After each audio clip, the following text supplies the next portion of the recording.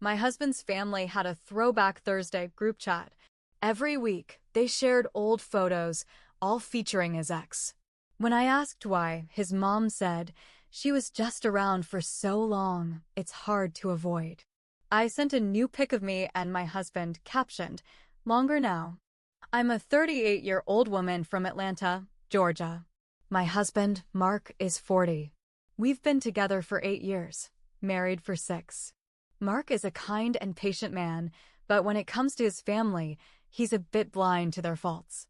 Mark's family is close-knit, with traditions for everything: Sunday dinners, annual beach trips, and their infamous Throwback Thursday group chat. Every Thursday, someone shares an old family photo, reminiscing about the past. At first, I thought it was endearing. A family that cherishes memories is lovely, right? But then I noticed a pattern. Week after week, the photos featured Mark's ex-girlfriend, Sarah. Sarah at the beach with Mark. Sarah celebrating Christmas with the family. Sarah blowing out birthday candles, surrounded by Mark's relatives. It felt like she was still part of the family. I tried to brush it off. After all, they dated for 10 years. She was around for a long time. But as the weeks went on, the photos became more frequent, more intimate. One Thursday, Mark's mom posted a photo of Sarah and Mark dancing at a wedding. The caption read, "Such a beautiful couple." I felt a pang in my chest. I decided to address it. "Hey, I've noticed a lot of the Throwback Thursday photos feature Sarah," I mentioned to Mark one evening. He looked up from his book, surprised. "Really?" I hadn't noticed. "Well, I have. It's every week." He shrugged. "I guess she was around a lot. Doesn't it bother you?" He paused. "Not really. They're just old photos." I let it go, but it festered. The next week, another photo. Sarah sitting on Mark's dad's lap, both laughing. I couldn't take it anymore.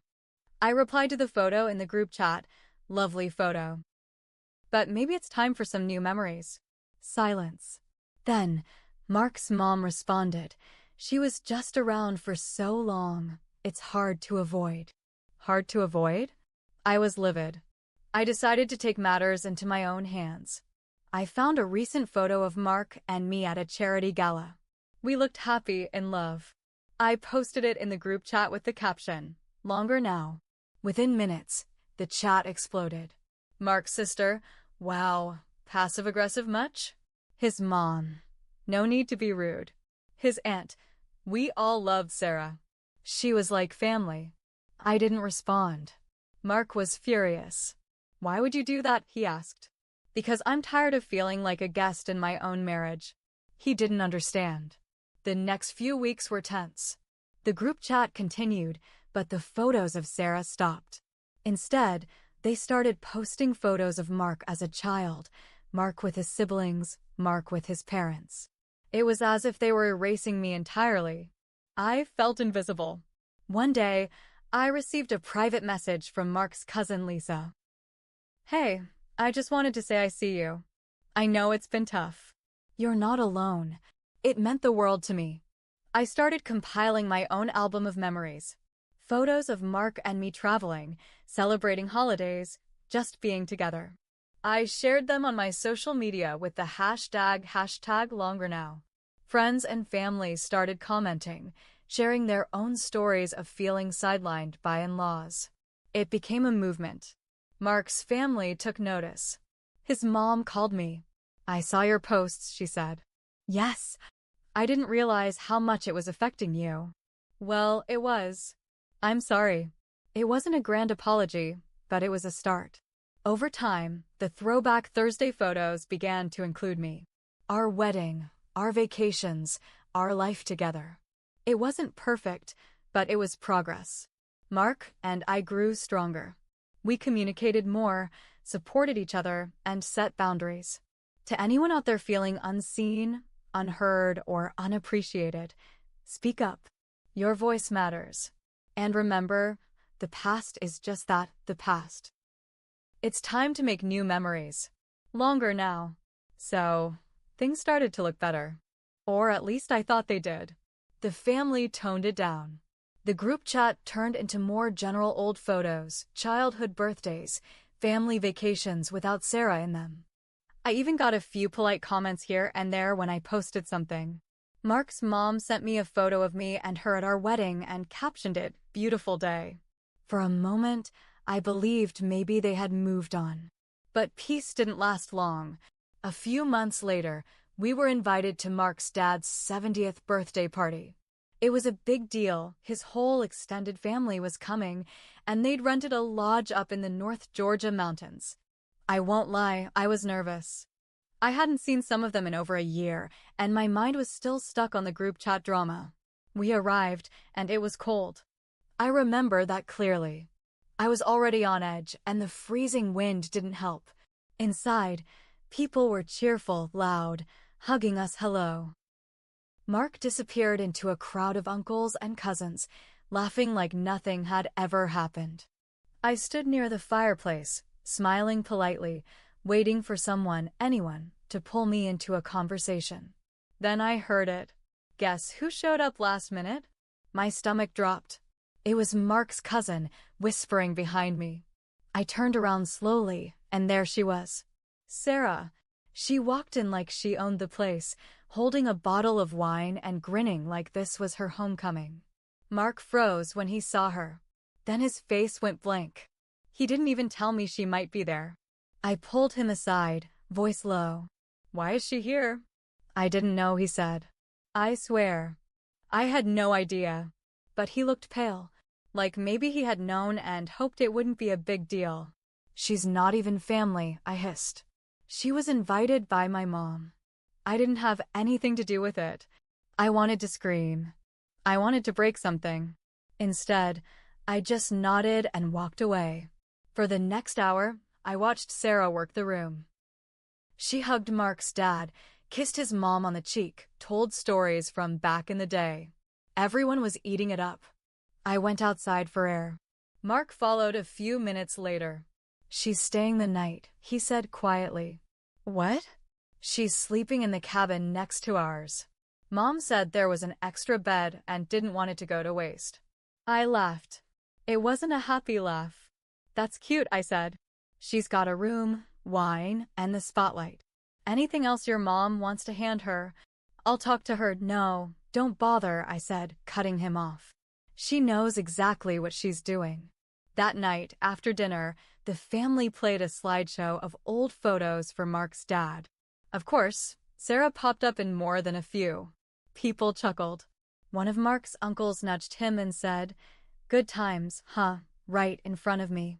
I stood up and walked out. Mark didn't follow this time. The next morning, I woke up early and started packing. Mark tried to stop me. "We can't just leave. Watch me." He begged me to stay. Said it would look bad. Said we should be the bigger people. I stared at him and said, "I'm tired of being the one swallowing my pride so your family can pretend nothing's wrong." He didn't say anything after that. As I dragged my bag through the gravel lot, Sarah stepped out of her cabin, wrapped in a blanket and holding a coffee. She gave me a little wave, like we were old friends. I didn't wave back. Later, I got a text from Mark's mom. "I didn't mean to upset you. Sarah's been part of this family a long time. I can't just erase her." I didn't respond. She didn't get it. This wasn't about erasing anyone. This was about respect. About boundaries. About not constantly being compared to someone who used to be part of this family. When I got home, I turned my phone off. I needed to think. I needed to decide how much more of this I was willing to tolerate. It had been 2 days since I walked out of the birthday weekend. Mark came back that night. I didn't ask him anything. He didn't offer anything either. He just unpacked his overnight bag, took a shower, and crawled into bed like everything was fine. I slept on the couch. The next morning, I finally said, "You need to be honest with me." He looked tired. "I am." "You knew Sarah was going to be there." Silence. "I didn't know," he said slowly. "But I had a feeling. I didn't want to start a fight over something that might not happen." I stared at him. "So you gambled." "With me." He didn't answer that. And that was the start of the real cracks. We stopped going to his parents' house for Sunday dinners. I stopped replying in the group chat altogether. I noticed Mark wasn't saying much in it either. But the twist? Mark started acting different. Not colder, exactly, but more distant, distracted. One day, he left his phone on the counter while taking a shower. A message popped up from someone saved as S. Just S. I stared at it for a long time. When he came out, I asked straight up, "Are you talking to Sarah?" He froze. Then he said it. Yeah. My stomach dropped. It wasn't like that, he added quickly. She messaged after the party to apologize for causing trouble. We've only talked a few times. But why didn't you tell me? Because I knew how it would look. And because you'd already made it clear you hate her. I couldn't believe what I was hearing. She's your ex. Your long-term ex. Who your family still worships. And she's texting you like you're friends. How do you think that makes me feel? He said nothing. I walked out of the house. I drove around for hours. Ended up parked outside a diner, staring at nothing. When I got home, Mark had left for work. I went through his messages. I know. It's not proud. But I was desperate. The texts weren't romantic. Not exactly. But they were too comfortable. Stuff like, "You always made Dad laugh like nobody else. Remember that 4th of July we spent at the lake?"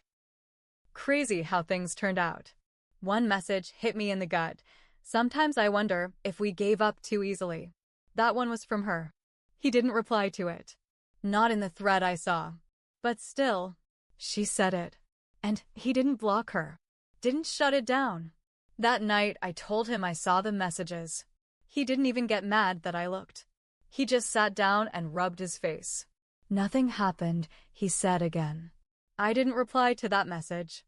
I didn't say anything back because I didn't know how. I believed him. Kind of. But I also saw how he paused. Like he did know how to reply, but chose not to. I started staying late at work. I picked up shifts I didn't need. Anything to stay away. Then came the final twist. I got a message from Lisa, Mark's cousin. The one who once said, "I see you." She wrote, "Hey, I need to tell you something. Don't get mad at me, but Sarah's been around more than you think. She came to brunch last weekend. With your ML and Mark's sister."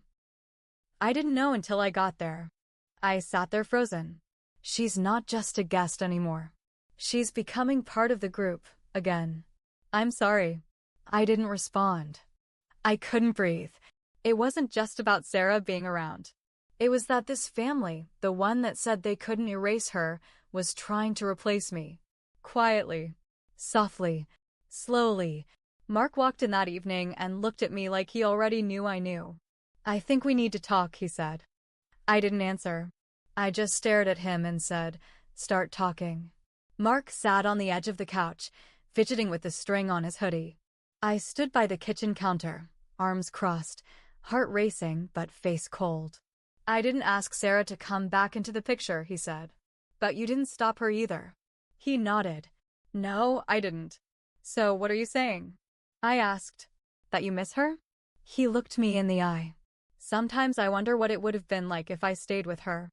That was it. That one sentence tore the last bit of love I had for him straight out of my chest. I nodded. "Then you should find out." I didn't cry. Not in front of him. I packed a bag that night and stayed at my friend Tasha's place. I told her everything, no filters, no shame. She stared at me like I'd just walked out of a fire. "Girl, you need to set that whole family on fire," she said. And I did. But not the way you'd think. See, I didn't want to just walk away. That would be too easy for them. Let them carry on like nothing happened. Like I was just a blip, like Sarah was always supposed to be there. No. I was going to make sure they remembered me. I spent the next week gathering everything. Every photo, every memory. Texts between me and his mom, screenshots of the group chat, the charity galas we attended, the volunteer work we did, our wedding photos. I compiled it all into a digital photo album labeled, I uploaded it to a shared drive and sent the link to the entire group chat. No caption, just the link. Then I blocked them all. That same night, I scheduled a post on my social media. A black and white picture of me alone, looking straight into the camera. Caption: some people only love you until someone they loved longer shows up again. Remember that. It blew up. Friends shared it. Even people I barely spoke to sent me DMs saying it hit hard. It got reshared and reshared. It wasn't viral, but it spread enough. Then came the phone calls. His mom, his sister. Even Sarah messaged me on another platform saying I misunderstood everything. I didn't reply. And Mark? He sent me a long email. It started with, "I didn't mean for this to happen." It ended with, "Please don't do this." But it was already done. I filed for divorce the next week. I didn't drag it out. I just asked for what was mine. I had kept records. He didn't fight me. But I wasn't finished. 2 months after our divorce was final, his company held a fundraiser. I showed up, not to cause drama. I was invited by someone I'd met through charity work who liked me, respected me. I wore the same dress from the Longer Now photo. And guess who was there? His mom, his sister, Sarah. They saw me across the room. They tried to smile. I didn't return it. Later in the evening, I walked past them. Sarah actually tried to make small talk. "I guess you're doing okay," she said with that smug half-smile. I smiled back, but it wasn't friendly. "I was doing great." Then I remembered who you were. Then I turned to Mark's mom and said, "You couldn't erase me. You just made me unforgettable." And I walked out. Left them standing there in silence. That was the last time I ever saw any of them. It wasn't perfect. I still hurt sometimes. Still wonder how it got so twisted. But here's what I know: Mark made his choices. His family made theirs. And yeah, maybe I made mistakes too.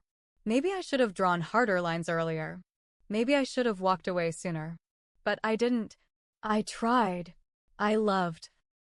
I stayed longer than I should have. But in the end, I chose myself. And that was the best revenge of all.